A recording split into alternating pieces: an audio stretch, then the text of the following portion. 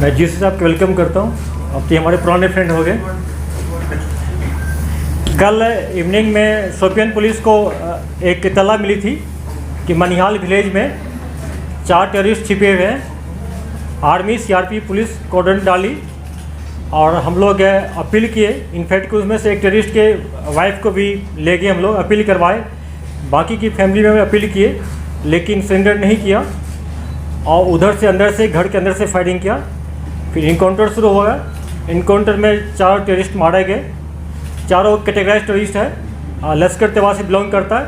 हालांकि अपने आप को सो कॉल्ड लश्कर मुस्तफ़ा बोलता है, लेकिन हम लोग TRF, PEF, LEM को उतना तरजीह नहीं देते हैं। ये फेक नेम्स हैं, ये सब ऑफुट है LAT का, कोई जैश मोहम्मद का। तो ये सारे हमारे कैटेगराइज हमारे लिस्ट में ये LAT के नाम पर है। 3 पिस्टल एक के मिला है। मैं चारों का नाम बताता हूँ। एक है रईस अहमद भट्ट जो अक्टूबर लास्ट ईयर से एक्टिव था। दूसरा है आमिर सफ़ी मीर जो फरवरी 2021 से एक्टिव हुआ इसी साल। याकीब अहमद मलिक है जो दिसंबर लास्ट ईयर से एक्टिव हुआ है। और आफ्ताब अहमद वानी जो लास्ट ईयर नवंबर से एक्टिव हुआ है। फ्रेंड्स, इस साल अभी तक 9 इनकाउंटर्स हुए हैं, जिसमें से कि एक नॉर्थ कश्मीर बाकी साउथ कश्मीर हुआ है। और इस 9 इनकाउंटर में टोटल 19 टेररिस्ट मारे गए। इस 19 में से 9 जो है 9 सिर्फ शोपियान डिस्ट्रिक्ट का है। और 2 टॉप क्लास का कमांडर है। एक अलवदर का जो गनी ख्वाजा मारा गया था सोपुर में, और एक सज्जाद अफगानी मारा गया था जैश मोहम्मद का। 2 टॉप कमांडर है। टोटल 18 टेररिस्ट रैंक में नए लड़के ज्वाइन किए हैं, जिससे 18 में से 5 इनकाउंटर में मारे गए हैं। 3 अरेस्ट हुआ है, बाकी फील्ड में एक्टिव है। उनके पेरेंट्स से भी हम लोग अपील कर रहे हैं कि उनको वापस लाएं। कुछ पाइपलाइन में है, शायद वापस भी आ जाएगा। और इसके अलावा हम लोग करीब 7 ऐसे यूथ था जो कि ज्वाइन कर चुका था, उनको फैमिली के हम लोग हेल्प से वापस लाए हैं। और हम लोगों पर पुलिस सिक्योरिटी फोर्स और पेरेंट्स काफ़ी ट्रस्ट बढ़ा दिए हैं। और कल भी हम लोग एक्सपेक्ट कर रहे थे कल रात में 2 बजे की सरेंडर कर जाएगा। काफ़ी अपील हो रहा था फैमिली की साइड से हम लोग से, लेकिन नहीं हो पाया, उन्होंने नहीं माना। और फिर भी हम लोग लगे हुए हैं। इसके बाद जहाँ तक बात है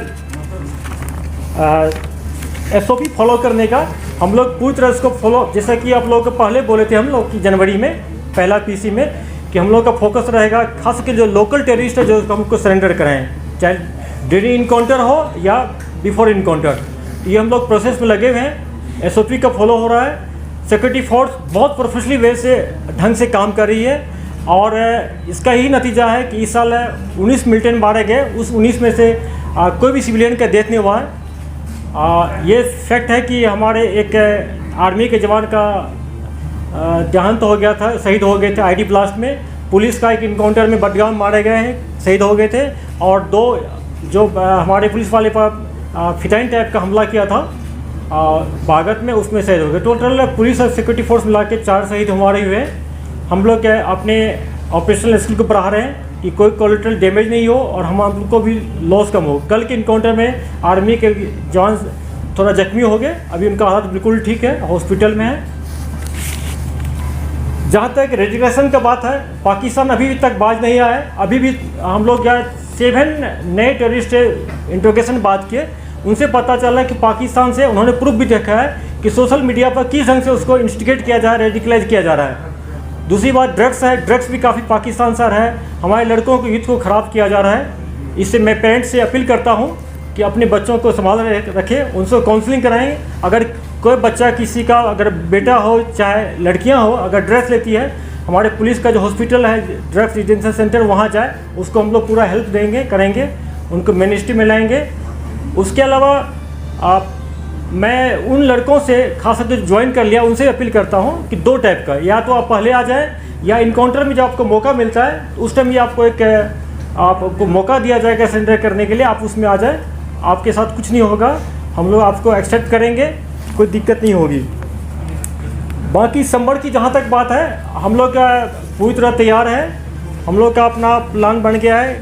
कहीं कहीं हम लोग नाका को बढ़ा दिए हैं, कहीं कैंप को शिफ्ट कर रहे हैं। और जैसा कि हम सब जानते हैं कि इलेक्शन के बाद हम लोग को एडिशनल फोर्स मिल जाएगा, और जहाँ जहाँ सिक्योरिटी का कमी है, जिस एरिया में सिक्योरिटी गिट का कमी है, उसको हम प्लग कर लेंगे। और बहुत ही सक्सेसफुल सेफ इंसिडेंट फ्री यात्रा करवाएंगे हम लोग, कोई दिक्कत नहीं होगी। और लॉ एंड ऑर्डर की जहाँ तक बात है कि अगर किसी इनकाउंटर में छुटपुट पथराव होता है, देखिए एक चीज़ बात मानना पड़ेगा आपको, जब फायरिंग शुरू होता है तो हम लोग गांव से और उसके आसपास से घर से लोगों को निकाल लेते हैं। घर से निकालेंगे तो कहाँ रहेगा, इनकाउंटर साइड के बाहर रहेगा। तो इसका मतलब ये नहीं होता है कि वहाँ पर जुलूस जमा हो गया। ये लोग उसी गाँव के होते हैं, उसमें से 5-10 कुछ मिसक्रिएंट होता है जो पत्थर मारता है, उसको हम लोग ठीक से हैंडल कर रहे हैं, जिसका उसमें वीडियो में प्रूफ आता है या पिक्चर है, उसको अरेस्ट करेंगे हम लोग। कुछ को PSA में बुक किए हैं और आगे भी करेंगे। लेकिन ऐसा कोई वारदात नहीं हो रही है कि दूसरे गांव से लोग आके ज्वाइन कर रहे हैं पत्थरबाजी में। इसी कोई सीरियस नहीं है। मैं आप लोगों से अपील करता हूं कि इनको ज़्यादा इस बात को ज़्यादा ऐसा माहौल नहीं क्रिएट करें, फॉल्स नैरेटिव नहीं फैलाएं कि पथराव बढ़ गया है। जहां भी हो रहा है अंदर कंट्रोल कर रहे हैं हम लोग, बहुत ढंग से इसको कंट्रोल करेंगे, कोई दिक्कत नहीं होने देंगे। ड्रग्स की बात है, मैं आप लोगों से भी फिर से अपील करता हूँ, आप लोगों की मीडिया का कर्मी का, मीडिया फ्रेटर्निटी का ये ड्यूटी बनता है कि पेरेंट्स को और यूथ को अपील करें, उनको इस बीमारी से बचाएं। ये हमारे न्यू जनरेशन के लिए बहुत डेंजरस ही है। सिर्फ ड्रग्स से लोग मिलिटेंसी ज्वाइन नहीं करता, बल्कि बहुत सारे सोशल इविल है, क्राइम जो है उसमें भी इन्वॉल्व होता है, पढ़ाई छोड़ता है। हम लोगों का, पुलिस का, सिक्योरिटी फोर्स का पूरा जोर रहेगा इस साल कि हम लोग माहौल को अच्छा बनाए।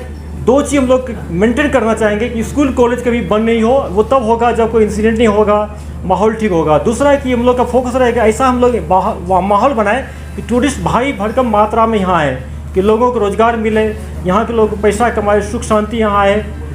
अब मैं जोशी से रिक्वेस्ट करता हूँ साहब से कि ऑपरेशन के बारे में कुछ डिटेल बताएं। पुलिस, CRPF और आर्मी के अंदर बिल्कुल 100% तालमेल है। तो बताए हुए प्लान के हिसाब से तीनों फोर्सेस अपने अपने प्लान के हिसाब से लोकेशन पर गई है। लोकेशन पर पहुंचने के बाद जैसे IG साहब बता रहे थे, सबसे पहले एक ही हमारी बटालियन से ही जो कि 44 RR है, वो जाके उसकी फैमिली तक पहुंची है। उसकी फैमिली, उसकी वाइफ को, उसके बच्चे को लेकर इनकाउंटर साइट पर गए हैं। 34 RR को उन्होंने उसको हैंड ओवर किया है और 34 RR ने फिर इन लेडी को आगे बढ़कर पहले सरेंडर अपील कराई है।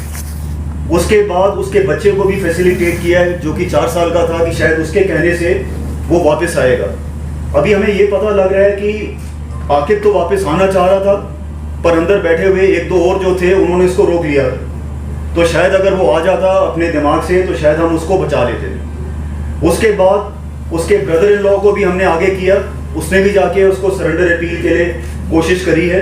यही चीज़ तब भी हमारे को पेश आई, और तभी अगर आप देखेंगे रात से लेकर हम सुबह तक इसीलिए डिले कर रहे थे कि हम जितना हो सके कोशिश करें और सरेंडर ले सकें। पर जब वो सारी चीज़ें फेल हो गई और अंदर से फायर तेज हो गया, तब हमारे पास कोई चारा नहीं था कि अब हम अपनी अगली कार्रवाई कर सकें। तो आपके ज़रिए, मीडिया भाइयों के ज़रिए यही पैगाम हम सब की तरफ से, IG साहब की तरफ से और कोर कमांडर साहब की तरफ से, मेरी तरफ से, कि जो भी सरेंडर के लिए आना चाहता है लास्ट मोमेंट तक, सारी की सारी सिक्योरिटी फोर्सेस लोकल लड़कों के लिए कमिटेड है। अगर लास्ट मिनट तक भी हमारे पास होगा, हम अपनी जान की परवाह ना करते हुए फिर भी सरेंडर लेंगे।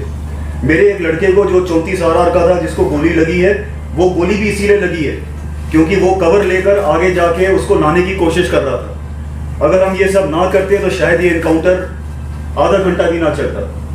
तो पहला पॉइंट ये है। दूसरा पॉइंट ये है कि जैसे IG साहब बता रहे थे, काफ़ी लड़के भारी तादाद में इनडायरेक्टली हमारे तक अपने पैगाम पहुंचा रहे हैं कि वो वापस मेन स्ट्रीम में आना चाह रहे हैं, पर उनके एक आध कोई रिंग लीडर होते हैं जो उनको रोकते हैं। तो आपके ज़रिए अगर हमारा ये पैगाम गांव-गांव तक जाए कि जो भी वापस मेन स्ट्रीम में आना चाहता है, हम उसको बहुत खुशी से वापस शामिल करना चाहेंगे।